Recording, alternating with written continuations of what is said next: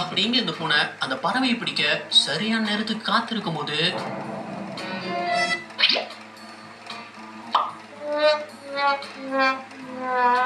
சரியா பூனை வாயிலேயே அந்த பறவை எச்சம் போட்டுடுச்சு.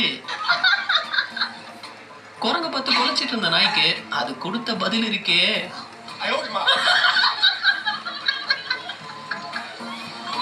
இந்த குரங்கு வீட்டு பால்கனியை கிராஸ் பண்ணும்போது திடீர்னு வெளியே வந்த பொண்ணை அந்த குரங்கு எப்படி டீல் பண்ணி இருந்ததுன்னு பாருங்க. குரங்கு அசராம அது பாட்டுக்கு போயிட்டே இருந்தது. அவன் பணம் சம்பாதிக்க என்னென்னவோ ஐடியா பண்ணி பார்த்திருப்போம். ஆனா இப்படி ஒரு ஐடியாவை பார்த்திருக்கவே மாட்டீங்க.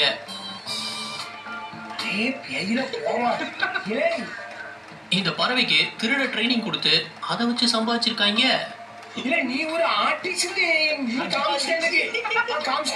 ஒரு நாளைக்கு இம்புட்டு காசா? நம்மளும் ஒரு பறவை வளர்க்கலாம் போலயே. யானைக்கு மடி சறுக்குன்ற மாதிரி இந்த ஜெர்மன் ஷெப்பர்டுக்கும் சறுக்கி இருந்தது. சாப்பாடை பார்த்த ஆர்வத்துல சைட பார்க்க மறந்துடுச்சு.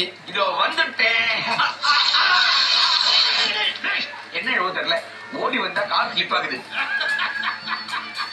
இந்த ஹைனாவும் சேட்டை பிடிச்ச விலங்கு சும்மா அந்த காண்டா மிருகத்தை பின்னாடி இருந்து சீண்டி இருக்கு. அப்போ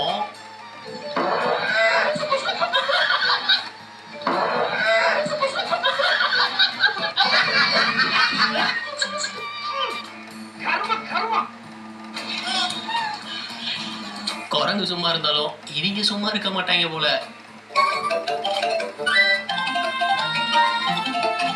அங்க போய் நோன்னா அது சும்மா இருக்குமா?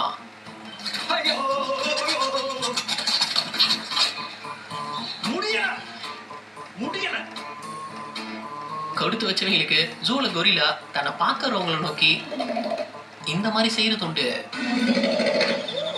ஆனா அன்னைக்கு அது என்ன கான்ல இருந்ததோ தெரியல, வந்தவங்களுக்கு கொடுத்து வச்சது இதுதான்.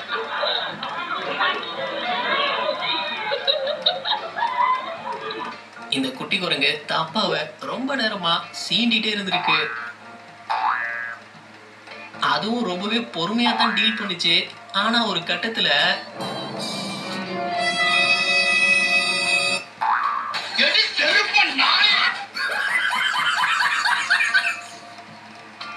ஒரு நிமிஷத்துக்கு மலையில நீங்க மட்டும் தான் ஆடுவீங்களா? நாங்களும் ஆடுவோம்டா. அப்படி இந்த மாடு சந்தோஷத்துல எப்படி ஆடி இருந்ததுன்னு பாருங்க.